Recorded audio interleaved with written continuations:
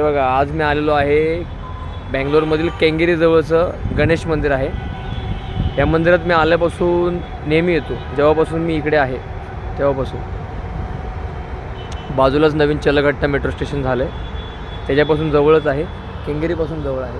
तर दक्षिण भारतातल्या अशा खूप छान छान मंदिरांचा वारसा यांनी जपलेला आहे, तसा आपण पण जपला पाहिजे. महाराष्ट्रातल्या महाराजांचे गड किल्ले आहेत, त्याचं पण आपण संरक्षण केलं पाहिजे, तरच जाऊन आपली संस्कृती टिकणार आहे.